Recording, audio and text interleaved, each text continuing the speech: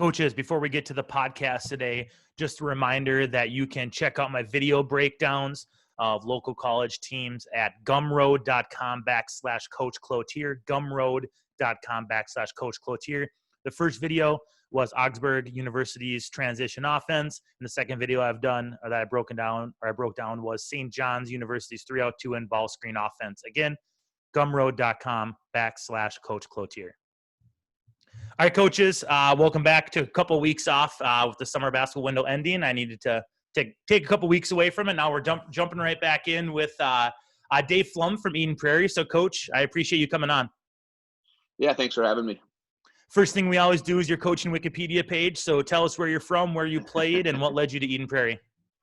Well, I grew up in Cannon Falls. I graduated with 71 classmates, which is kind of funny when I tell kids that because, we have 750 graduating in Eden Prairie's classes.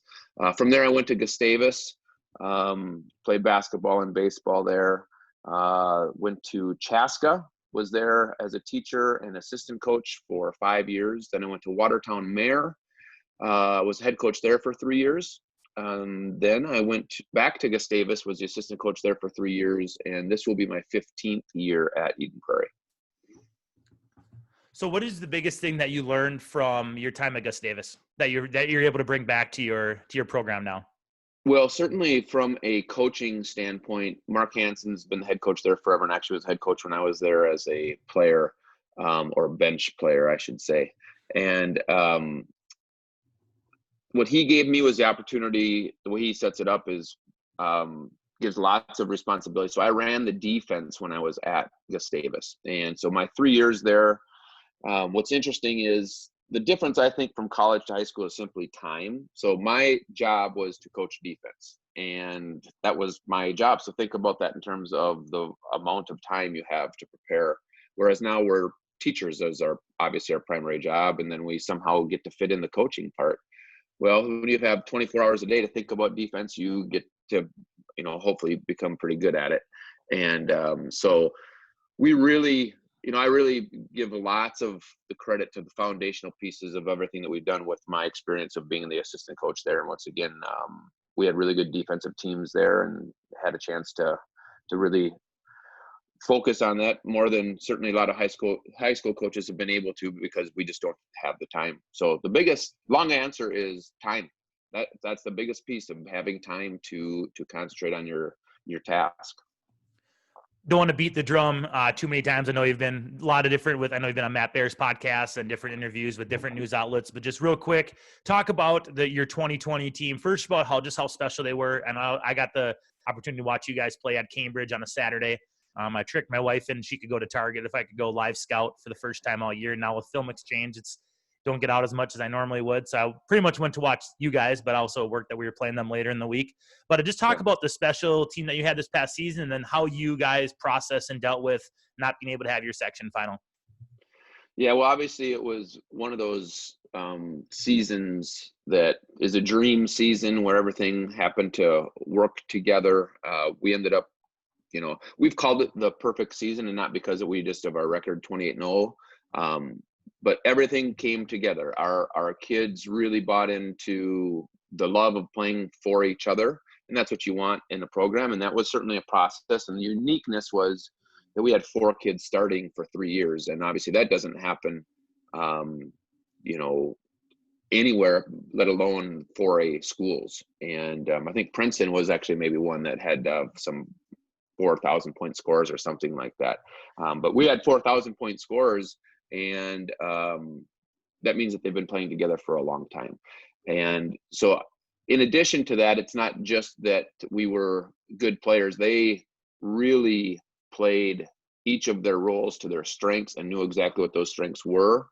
And that takes time. And there was just that uniqueness from a coaching standpoint, is we knew all of our players' strengths and weaknesses because we've coached them for 3 years, not just in practice, but how they performed in games. And what a unique advantage that was going into it. And with all that being said, it didn't mean that all of a sudden it was just going to work, but it did. There were lots of pieces that fell into place.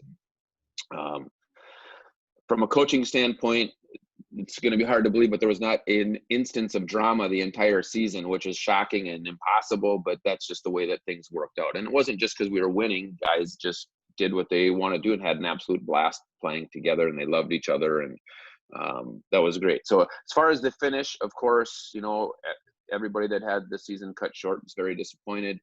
A lot of people have reached out saying that our team in particular, they felt the worst for, and I think that's probably fair because it was such a unique season and how, frankly, dominant we were. I mean, with the schedule we played, and I think we had 3 games that were by fewer than 10 points, and to be ranked nationally and all those different things, not to brag on our team, but we were obviously a little bit different than the rest of the teams. And I think that made that more challenging.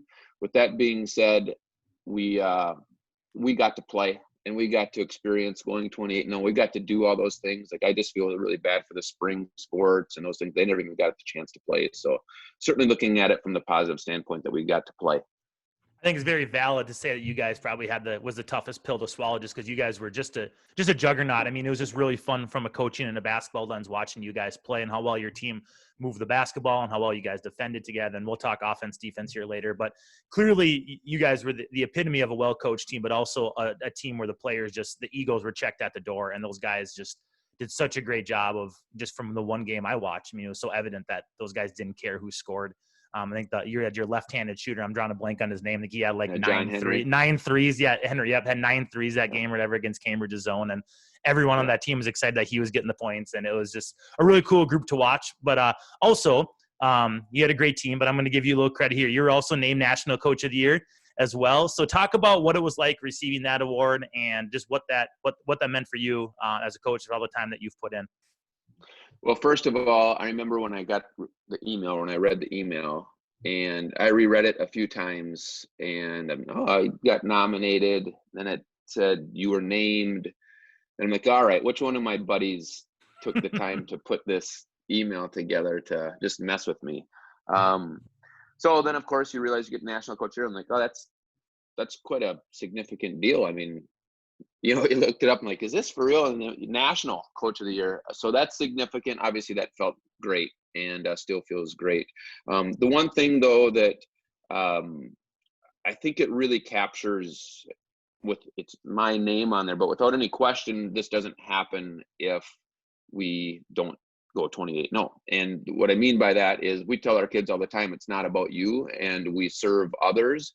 And in this particular instance, I got my name on there, but there's a 0% chance if we lose one game or if kids don't perform the way they do or our coaching staff doesn't put in all the extra work, all those things, then that doesn't happen.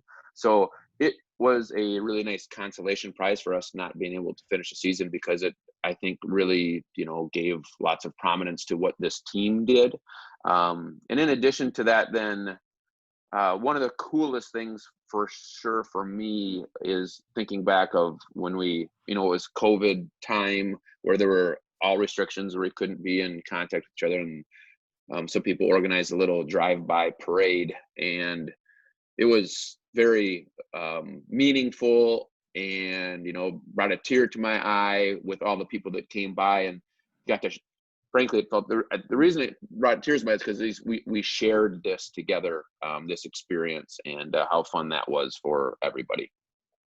That's really cool. And obviously you're giving a lot of the credit to your players, which I'm sure is deserved, but I mean, you've done a lot in your 15 years at Eden Prairie and have had a lot of successful teams. And I don't know exactly what your winning percentage is, but it's definitely probably one of the best in the state, especially in Class 4A. Now, you've established a really good program that's been successful year in and year out in the toughest conference, toughest section in the state. What are some of the standards that you have or goals that you have for your program, or some of the, the core values of the Eden Prairie basketball program?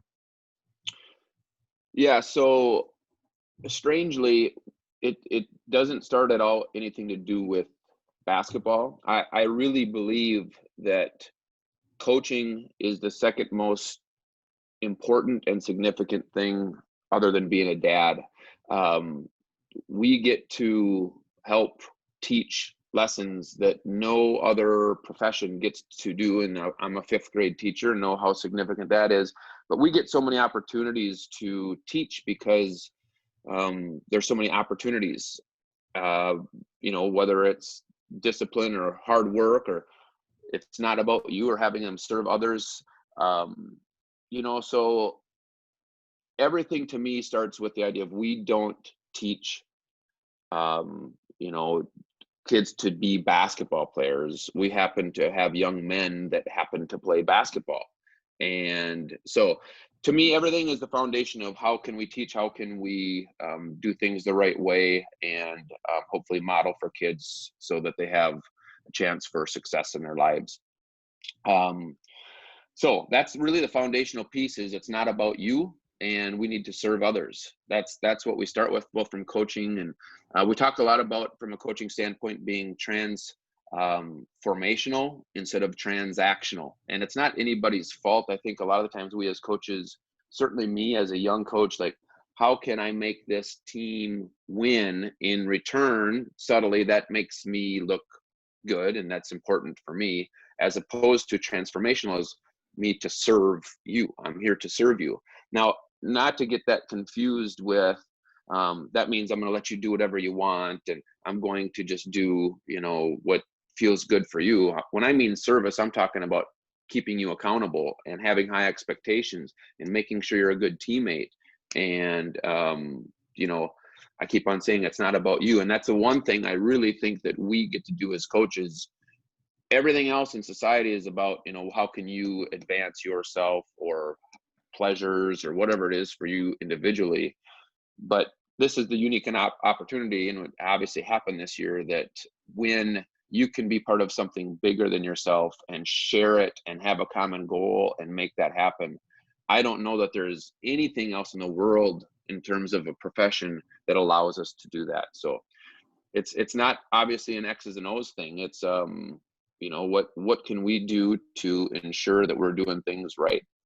You do team building stuff throughout, before, during the season, or you just really hammer home those expectations?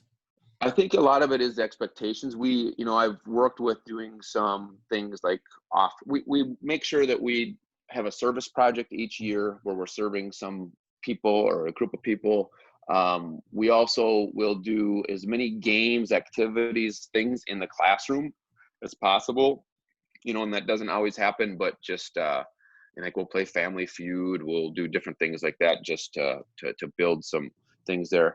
Another thing that we've done is we have had Scott Savor, I don't know if you've heard his name before, to come and speak to our team and do some team building with him. He's a sports psychologist, and he's been very influential and helpful.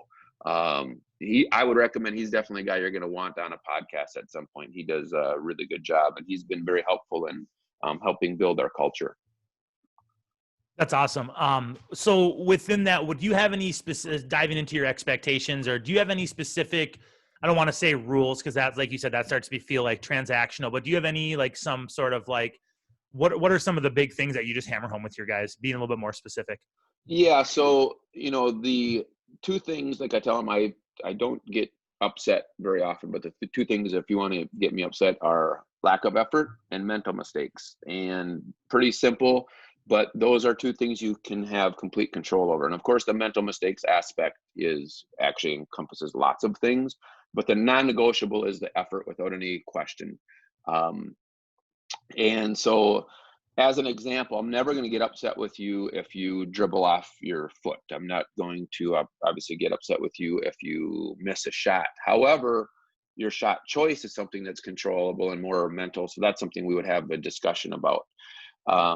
As the same thing is, if you are positioning off the ball defensively and you weren't there, is that an effort thing or is that a focus thing? The reality is it's both those things. So now that's a non-negotiable we're going to have conversations about. So those two things kind of cover everything in terms of on-court stuff. And then it's pretty simple, be respectful, be responsible, and that covers lots of things. And I'm not a big, these are our rules. You can't do 1, 2, 3, 4. I like the idea of being able to be a leader for different kids in different situations. And there's lots of different things that come into kids' lives. So I'm not going to have a rule if you're late twice, you're benched for start the game, because there's different circumstances for different kids.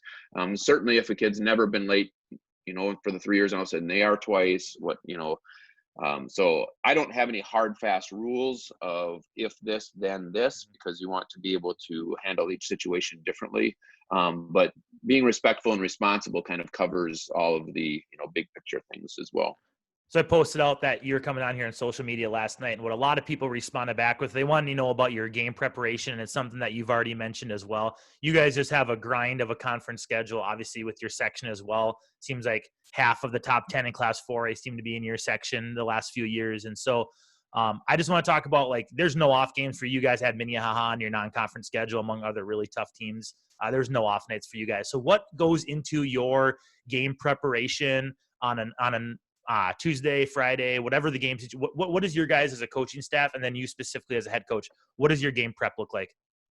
Yeah, so I think probably like a lot of coaches, I would call it reverse engineering. We start with the section final in mind with the idea of making it to the state tournament and then work backwards. So what are the best teams in the section? Who are we going to have to prepare for? Who are we likely to play in that section final game? So we're going to make those teams, even during the course of the season, our highest priority for sure, and then work backwards. And of course, then we're preparing for a week by week basis.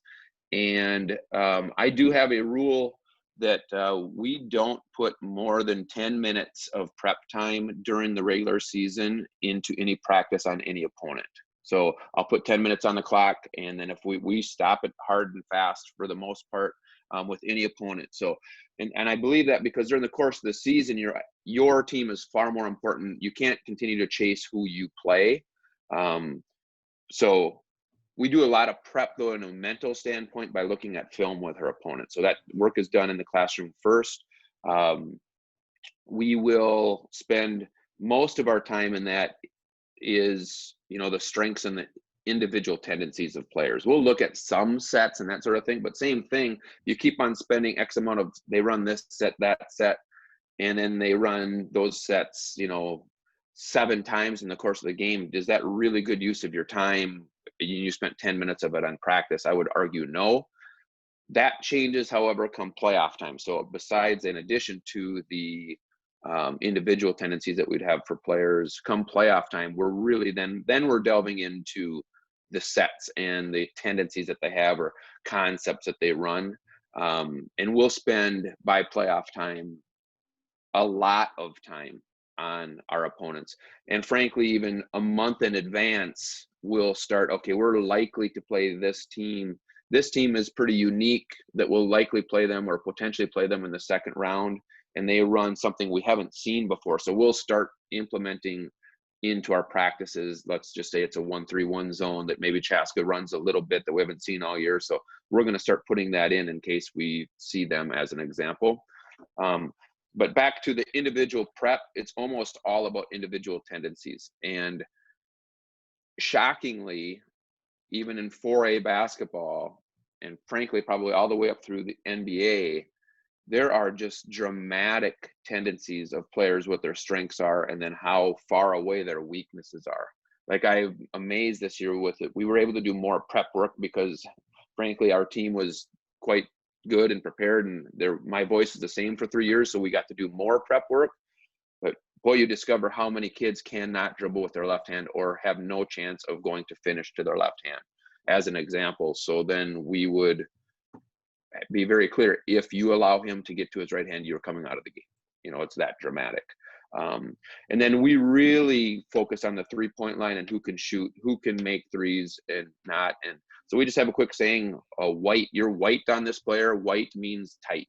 And that means you are not helping in any circumstance off of that player, as an example. So we'll identify certain players as white. We'll identify certain players as blue. That means loose. That means you're giving extra help. And the reality is almost every team has at least one guy we get to go blue on, meaning that we're going to give additional help off of them.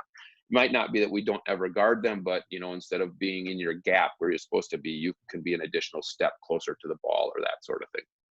So what about as a coaching staff? Do you guys spend, X amount of time watching film together, or do you guys have a lot of stuff in the back of your mind that you will adjust to based on what you've seen in film, stuff maybe that you don't communicate with your team?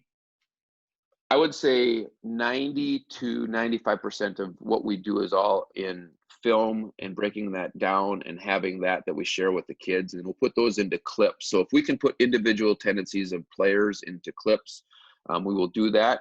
And then being very cognizant, you don't want to have them. I mean, the more we teach, the more we're aware of our attention span with kids is less and less. So we've got to be very aware of it. We're not going to sit and have them bored. So we try to get it snipped down to just the highlights of the players, of tendencies of what they do.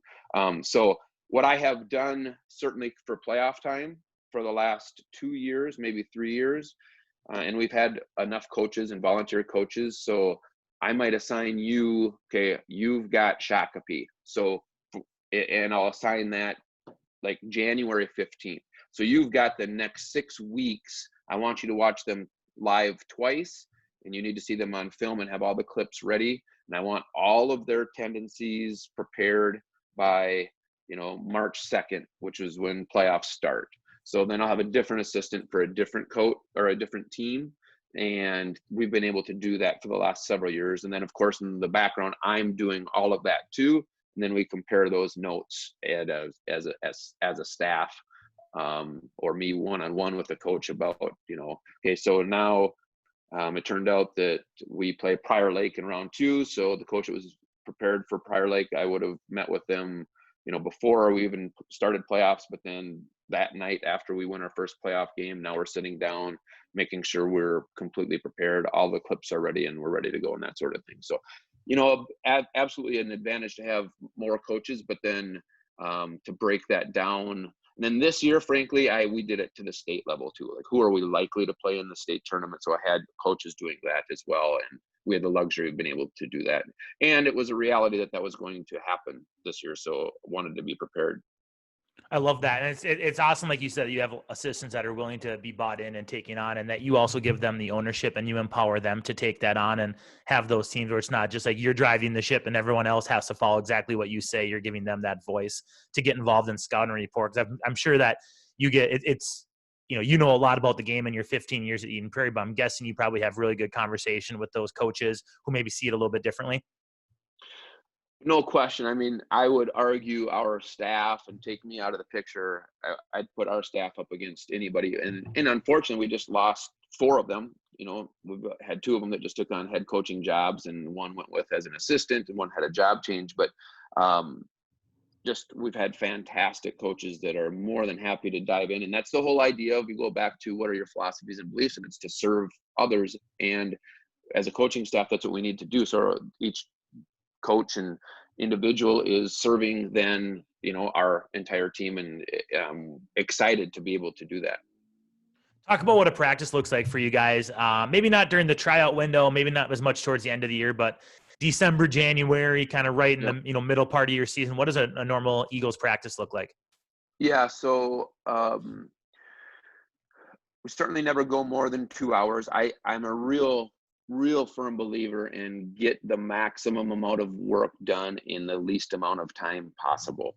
And if you have anything that's dragging and slows practice down, that's really hard to continue to have any intensity. I'm just like, if we can get everything done that we need to in an hour, we're going to do that. And this last year, we actually did a lot of 1-hour practices, believe it or not. Now, that's with a very veteran team, and it was a little bit of understanding of, if you compete and get done what we need to get done, we'll shut it down just to keep you fresh. Next year's team, it'll be a lot different because we return nobody other than a couple guys that had played. So it's brand new, and there'll be a lot more that we need to get done and accomplished. So with that being said, obviously, we try to play with as much energy as we can. We'll start like everybody does with some kind of a warm-up routine, and obviously with shooting stuff.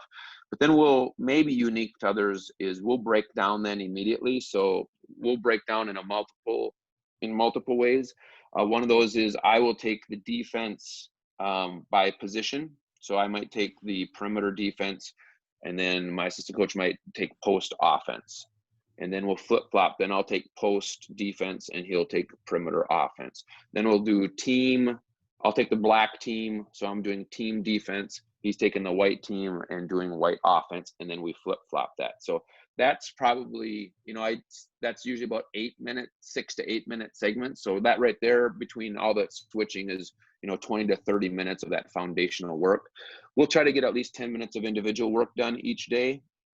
Whether it's footwork or shooting or whatever we're doing. And once again, that might be a breakdown where I might take point guards, give another coach the wings, another coach the posts.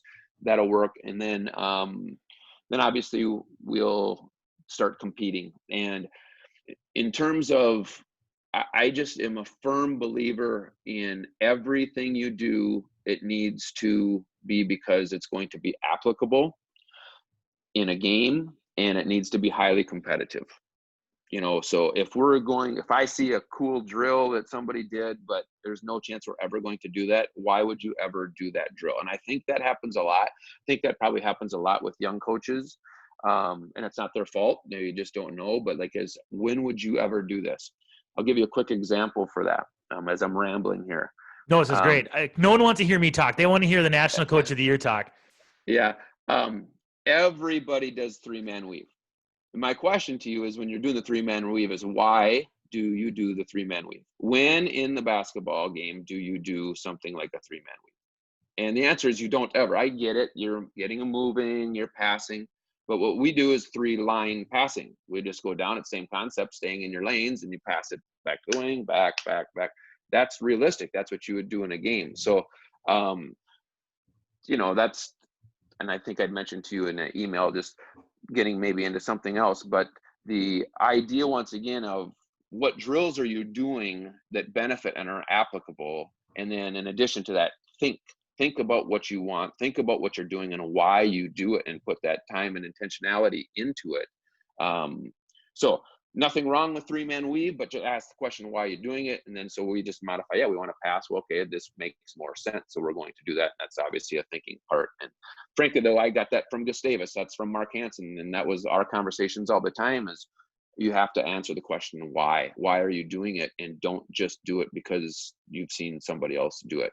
And then the other part with practices is the competitive part. Everything has to be competitive. Every shooting drill, everything we do, we are competing. And we talk all the time about, in the end, it's about winning, finding a way to win and make winning basketball plays. And so win the drill, be the best shooter in this drill. Make sure that in the shooting drill, you're giving your teammate the chance to win the drill because you're a good rebounder and passer for that shooting drill. And then, so if we want to work on screens, for example, we'll do something like a 4-on-4-on-4 drill. And you get a bonus point when we see that a great screen is used and set. So then it becomes an emphasis. So what we'll do is, if we're working on, let's say it's rebounding, instead of just doing a rebounding drill, we might do, once again, a 4-on-4-on-4 drill.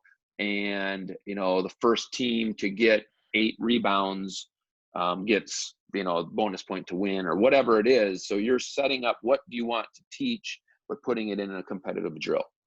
Love that. And I think what young coaches and all coaches should be able to get from you is, what I really like that you said is, first off, you don't go 2 hours unless you have to go 2 hours. I think that a lot of coaches and out there, especially young coaches, like you mentioned, I know I was guilty of this too. It's like, all right, we have the gym from 3:30 to 5:30. We're going till 5:30. It's like, well, heck, if you can get your stuff done, like get in, get out, get kids home, they got a lot going on in their lives. But also the 3-man weave thing is great.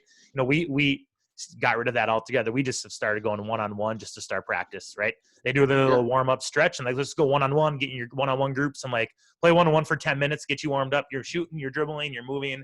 And we've changed that, because you're right. Like, when are you passing and running behind someone in a game is just something that I know we've all probably been coached up to run 3-on-3. Like you mentioned in our emails, like a lot of guys just coach how they were coached, but it's something that if you really break it down, like you said, and you ask that why, it just is just something that you're just pretty much filling time. So that's great.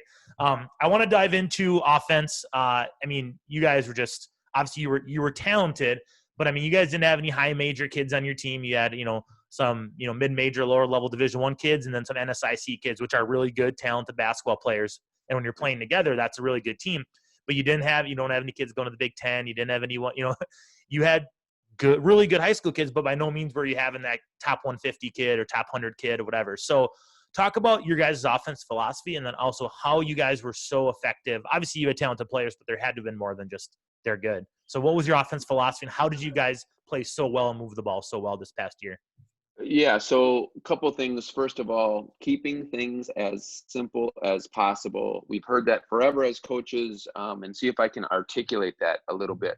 So you have to start with the number one thing you want is obviously a great shot on every possession. So if we start backwards once again, and this is me changing over time for sure, it is so difficult to score in half court 5-on-5.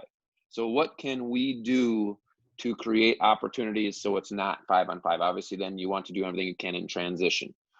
So lots of work, lots of different things about secondary break, all those different things. But even then, the idea is that there still may be 5-on-5 bats. How can you get it so that you can score in a way where it's not 5 defenders back?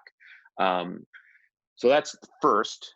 And then spacing is the next thing. Now, every coach says spacing, and I get that. And we can talk till we're blue in the face with spacing. You need guys that can make shots. That's how you create spacing. If you have 3 guys on the floor that can't make a shot, you can stand them wherever you want, and you're not going to get any spacing. You need guys that can make shots.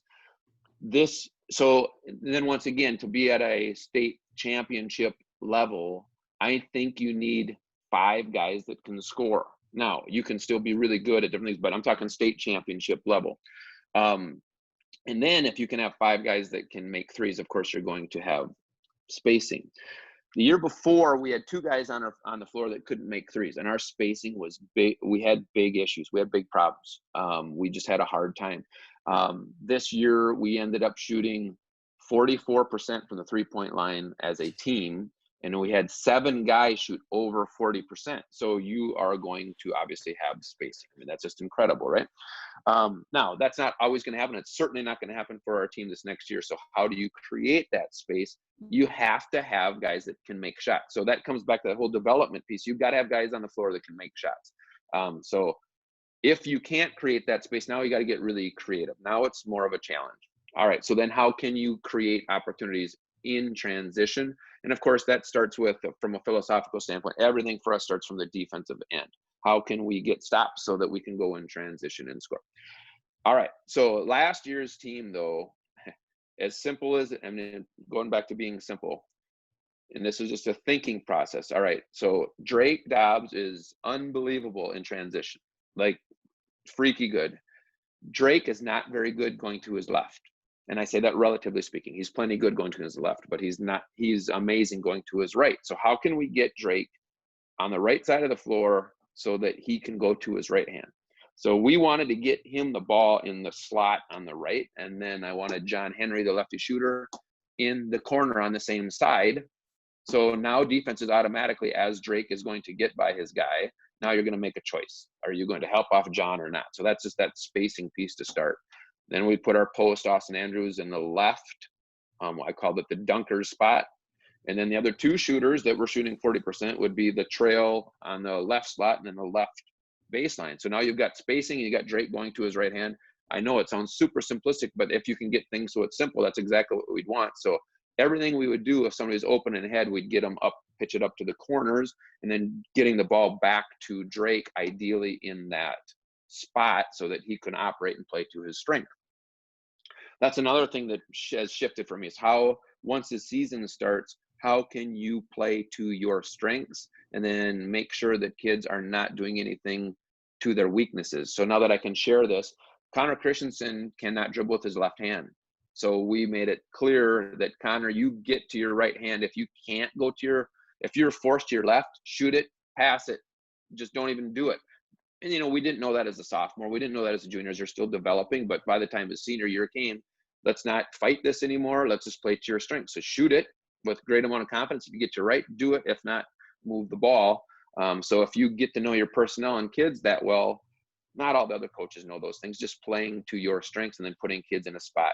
So believe it or not, that was a lot of our offense, what I just described. So get it in transition and go, and we had the unique players to do that. And then we certainly run sets as well. And all those sets, once again, are how can we get our best shooters in the spot that they feel most comfortable. So my assistant, Nick Round, does a phenomenal job. He runs all the sets. I don't like running sets. I don't like doing it in practice. He's excellent at it. So that's his baby, and he does a great job with that. So anytime there was a dead ball, we always would run a set. We would never run a set if it's in live ball, off of a made basket, rebound, transition, steals. Obviously, we would never run a set, but on a dead ball, we'll always run a set, but that's the only time we'd run a set. Otherwise, we just go into our motion concept and what I described of what we do in our transition. Then we would work into, we've got some more, um, concepts and details of our half court motion that we would run. But with that being said, spacing is the number one piece once we get into that piece without any question. And then, of course, you need people that can make shots, or it doesn't matter. It really doesn't. And I think that's why the game's changed so much with post play in the back of the basket, is that clogs things up a little bit. But if you have like Austin Andrews, though, we'd love to put him in the post, and then we just have 4 guys space out. And Austin one-on-one in the post is fantastic, and you won't be able to stop him. But if you have Austin one-on-one in the post and you have 2 other guys on the floor that can't make shots, Austin's going to have a very difficult time scoring. I love that you mentioned not running sets on live balls. I think that a lot of times when teams have maybe had a possession or two that have been empty, coaches really overstep and they'll get their hands into it. And I just think that kills the flow of your offense. It's like when things go, kids see that too, right? When kids go south, things go south, and maybe you've had a turnover and then a bad shot, right? And then all of a sudden you just, all right, e-break it and run your set. Like kids feel that. And I feel like that just, maybe you score on that set, but long-term within that game, I think that doesn't build the confidence in your guys that they can make plays on their own. So I love that you mentioned that. And I also think that's good that you run that set on dead balls. That's something that we need to do a bit. Our coaching staff has talked about that too. You're mentioning you got Division I point guard who, isn't as good in the half court, right? And so you were the best, one of the best teams maybe in state history, if not the best team in state history. And you guys, admittedly, so it's hard to score in the half court 5-on-5. Yeah. And so I think understanding that and having those, maybe it's, I don't know how many sets you guys have, and Joe Berger has like 1,200, it sounds like, at Edina sets that he runs. But, if it's your 5 to 12 maybe sets that you can run on dead balls throughout a game, be ready for those, because that is tough when the defense is set. I do want to build off of, so you talked about your transition spacing, getting Drake to his right hand or your point guard to their strong hand, best shooter, ball side corner. What about defense is set, what's our first, second action off of defense is set, now what are we looking to do? Yeah, so, that comes back to, I'm a big concepts. So what kinds of shots do you want? And early on in my coaching and coming from Gustavus, I always felt like the thing that we had the greatest strength was anytime the ball is in the middle of the floor, and specifically any action that we can get a high-low out of. And that certainly is something that I still believe in. But with that being said, then you've got to evolve and change to what your personnel is. So I'm a big concept guy, like I said. So now it's shifted though, and I don't know the exact study, I'm sure that it's out there, but we want to get uncontested threes, and how you get uncontested threes are inside out threes. So everything we can to get inside out. So at least I tell my guys this, and maybe they'll listen or not, but to the podcast, but I make up numbers in terms of, all right, currently we are shooting 11% higher on inside out threes than catching on the wing and having to turn and shoot. So why would we continue to take this shot as opposed to get into the paint so it's an inside out? And then I do talk a lot about, so why is it a higher percentage? One is you're stepping into the shot. 2 is when you practice, unless you've got 3 people, how often do you practice where you catch it and turn? It's almost always an inside out pass. There's a variety of reasons I think that it's higher, but it is significant that, so we try to get the ball inside, either it's a post touch or off a dribble, and then get inside out threes without any question. That's a huge part of what we do. We also basically think about, we have 3 on one side of the floor, 2 on the other side of the floor is kind of how we keep our spacing. I've evolved that over time. Instead of just I always say 12 to 18 feet apart. That's pretty hard for high school kids. So how can we manipulate it so that it makes sense? So when there's 3 on the left side of the floor, for example, these are the concepts that we're trying to accomplish. And think about it just in terms of when you play 3-on-3 basketball, now that you're on the 3-man side, what are all the things you do if you're just playing 3-on-3? These are the kinds of concepts that we'd want. On the 2-man side, same kind of concept. What are the things you do when you just play 2-on-2 basketball? These are the concepts that you want. And then we talk about if the ball goes from the 3-man side to the 2-man side, what are actions that we would want? So for example, if that happens, obviously we would love to have some kind of a back screen. And we have a rule that if the ball goes over your head, you have to screen out. So you're going to back screen, and it might become a flex action on the 3-man side, as an example, as the ball left your side. If you're on the 2-man side and the ball is skipped to the opposite side, what are you going to do? Well, your number one thing is obviously your spacing part, but you might then, most likely you're going to set a fade screen on that side, as an example. So everything builds off of spacing first, but then we want to give them parameters as to where they are on the floor and what concepts are you likely to do with, depending on where you're on the floor. So that's an evolution of me coaching in the sense of, okay, we're all 12 to 18 feet apart, make sure you keep your spacing. Well, that's really hard for kids. So we have to give them more parameters, and we don't want to control it where we're running point A to point B to point C, but at the same time, there has to be some parameters and concepts so that they have a fighting chance. So they're not just standing there staring at each other and not knowing what to do. So we do break it down in concept. I'm just a big concept. But it all builds off getting great shots. So if we want inside out threes, when the ball is here on the 2-man side and you catch it, what's your number one objective? My objective is to get to the paint and get all the way to the paint. If I can't get that, then I'm looking to create an inside out 3 for somebody. And then same thing. Yep. Well, sorry. You used to be a professional defensive coach. So that offense stuff is great. I love the idea of concepts and keeping things and breaking down the 3 side and the 2 side. But I want to hear about the defensive side, because I feel like that's, it sounds like that's definitely where your strength is at, or something that you've obviously were, like you mentioned, a professional defensive coach when you were at Gustavus. So, or that's where all your time was allocated when you were there. Talk about some of your defensive philosophies, your guys' defensive principles, and then what are your non-negotiables? You already mentioned a little bit with like the mental, be focused and work and give good effort or work hard. What are some of your non-negotiables, and what is your guys' defensive philosophy? Yeah, so obviously the number one objective, same thing, just start with what is the objective? Well, the objective is to, make them take a highly contested, difficult shot, no uncontested shots, and then obviously, or turn them over and make them do some things that they don't want to do and not feel comfortable doing. Everything you can to make the other team as uncomfortable as possible. But if we work backwards from, we're going to give 0 uncontested shots. That's our defensive foundation. Now, how realistic is that? It's not that realistic, but that is the goal. We want to go the entire game with 0 uncontested shots. And so then start backwards. And this is that thinking part. What allows for uncontested shots? Number one is turnovers. And so everything actually, believe it or not, from a defensive standpoint, starts on the offensive end. And really from the offensive end, I think everything starts from the defensive end. Like we said, our objective is we don't want to play 5-on-5. We want to score before they have 5 guys back. That starts with everything you do defensively. Same thing from the defensive standpoint. Everything is dictated what happens the prior possession. So if we turn it over, live ball turnover, we have almost no chance. Certainly if it's a 1-on-0, we have no chance, right? So continuing to build on that, you can't have live ball turnovers. And then any kind of bad shot is going to oftentimes lead to a defensive run out, rebound, and going the other way. So if we say we want no uncontested shots, let's start with how do other teams get uncontested shots? And to me, that's where it all starts, is what happens on the offensive end. So to prevent uncontested shots, we can't turn the ball over. We can't take bad shots. Okay. So let's assume that we get that. The next thing is we have to play 5-on-5 basketball defensively, right? So we just talked about how hard it is to score in 5-on-5.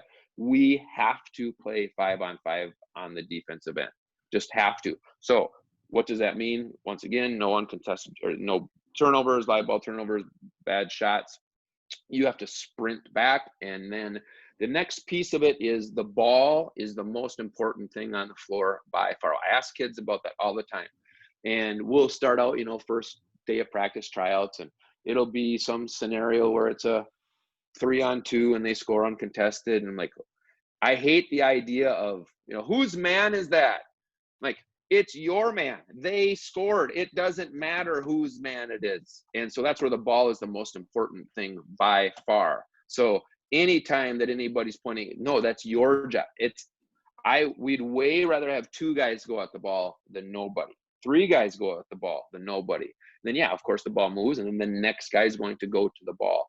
So the ball is the most important thing on the floor by far, and it's not close. And I've seen lots of clips, and I think I emailed this to you, just watching the Toronto Raptors and how they defend and how they all rotate. And clearly that's a concept that they have, that it doesn't matter who, just contest. And it's not who gets the uncontested shots or who it's against, it's that they get them. And so we do lots of competitive drills where we scramble defensively and have that concept that and then that all works back to that philosophy that we started. It's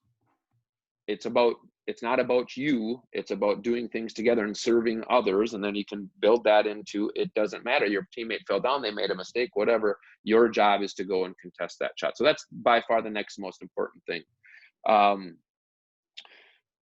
This is something we just shifted to this year, and this might be too revealing, but it goes back to that idea. So Drake Dobbs arguably is the best ball handler I've ever seen, yet he was dramatically better with his right hand. So if he's the best that I've ever seen and he's better with his right hand, what does that mean for most other kids? So we really have shifted trying to take away kids' strong hand. As simple as that is, in coaching travel basketball in 4th grade, get honest, we really have made that a major point of emphasis, is making sure that we don't let individual players play to their strengths. So everything always works opposite, right? So we're like, offensively, we're just going to play to our strengths. Let's make sure that we do something so the other team is not comfortable with what they want to do.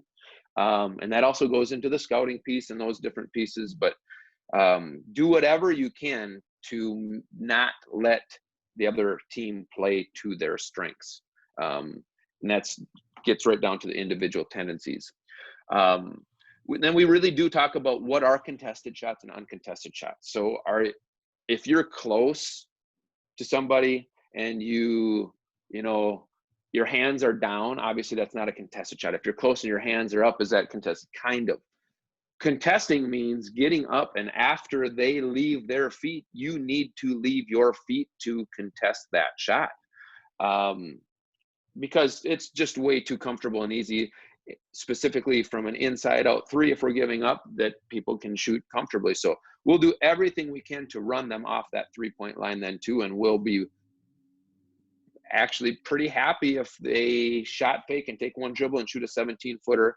If that one's uncontested, not that we would want that, there should be another player coming out to contest, but I would way rather have that than a comfortable 3, as an example. So that's kind of some rambling and things. I don't know if you want to dig into any of that. Yeah, no, I wrote a ton of notes down. I mean, we're an offensive heavy team with what we do. We play fast in transition, and we get a lot of our baskets in transition. It's funny you say that about the who's guy concept, because I would say, I mean, half dozen times a night, like, we'll go down, a team will score, and we'll just come right back the other way. We'll go score, and everyone like pointing like, oh, who's guy is that? It's like, it's all of your guys. You guys got to get back in defense. So I think that's just a great concept. I know something that we need to hammer home more with our guys is, we try to do scramble stuff as well, but really driving home that point, like, it doesn't matter.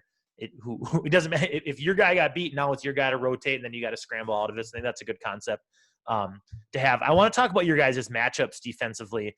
How much thought and or emphasis do you put on who's guarding who, or because you like to, it's so important to have one on the ball and you're scrambling, do you not really care if Drake's on this guy or John's on this guy or whatever the case may be? Do you have set matchups that you live and die by, or do you just kind of have it as like a template to start a dead ball possession?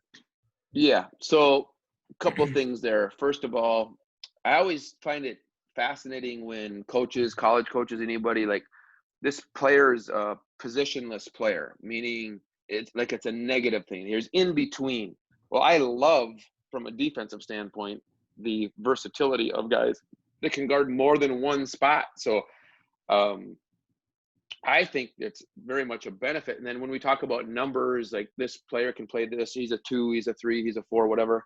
The only number that matters to me in those things is who can you guard in those numbers. And then offensively, we just want you to be a basketball player. I love the idea if you are multiple things. So defensively, in this philosophy standpoint, I value, well, toughness and then versatility are the two most significant things to me defensively. So if we can have guys that can guard multiple spots, that is so important. And that's the reason that's really important, is that we actually do lots of switching.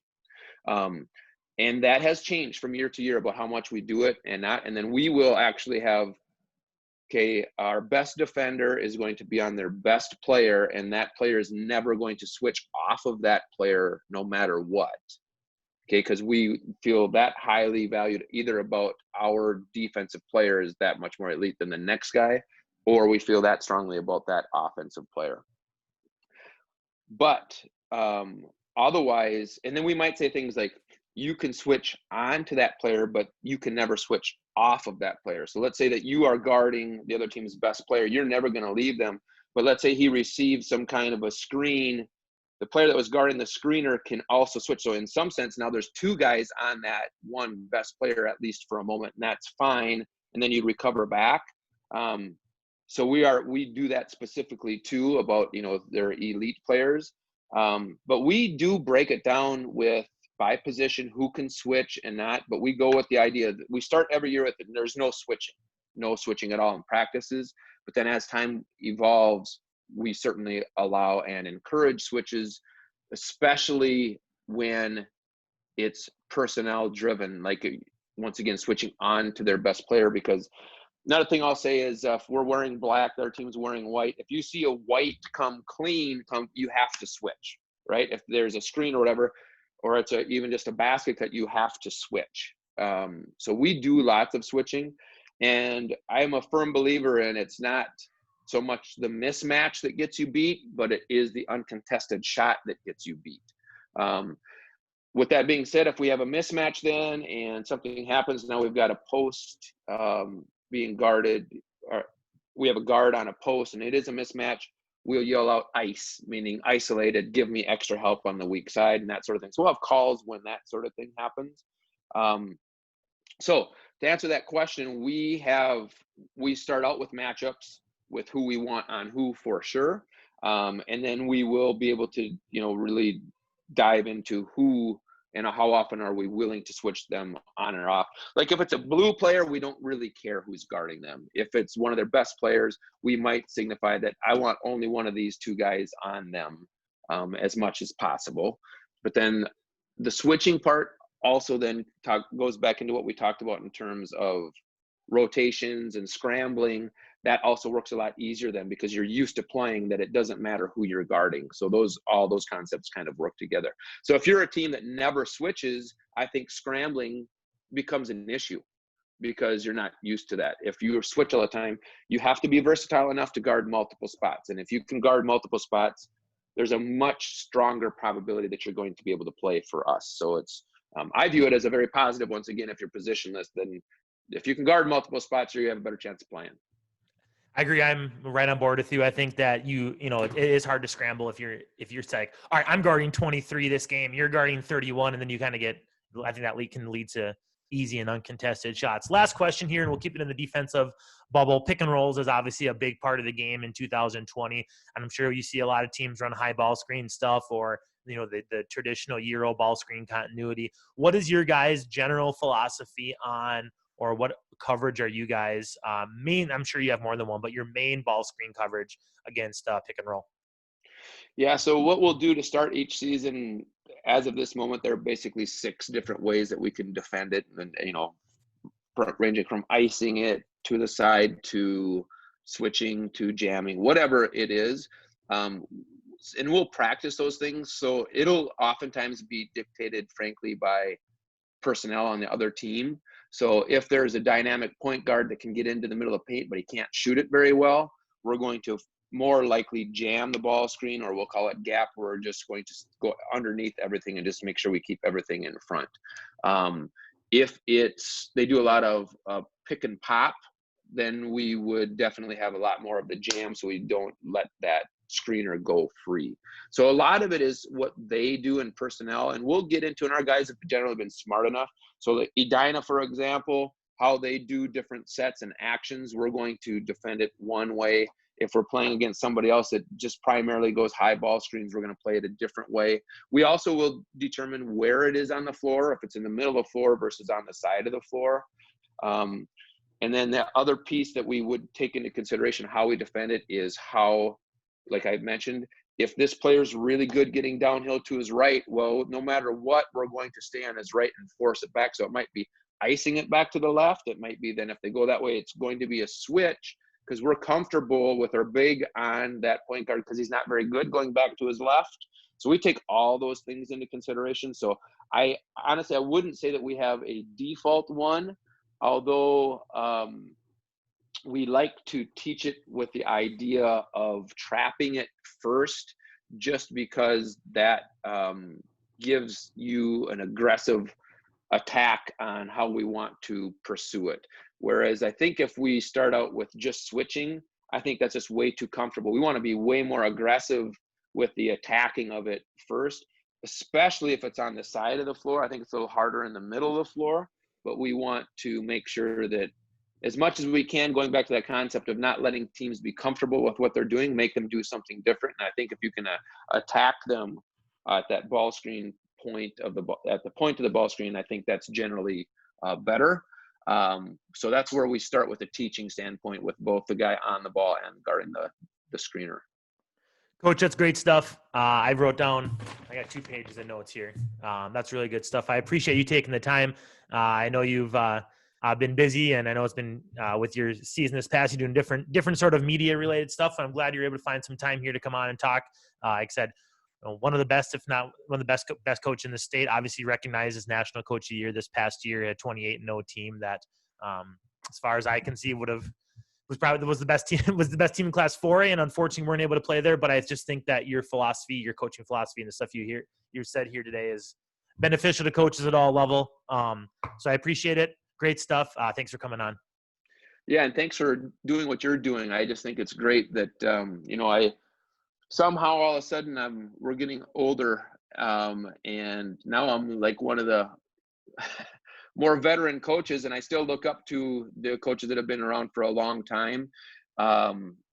With that being said, anything we can do to expand and make all of us better coaches, in turn that makes our kids in a better position to have success and have joy and teach them life lessons. And the more we can share as a community to make not to get too, our prophetic, but our world a better place, I think it's just great. I love what you're doing, and let's share ideas, and and hopefully there's some stuff in here that's beyond the basketball piece, which is what we as coaches is far more significant than anything we can do related to basketball. Thanks, Coach. Again, I appreciate it. Really good stuff. This will be a must listen and hopefully a rewind for a lot of people. So thanks, Coach. Thank you.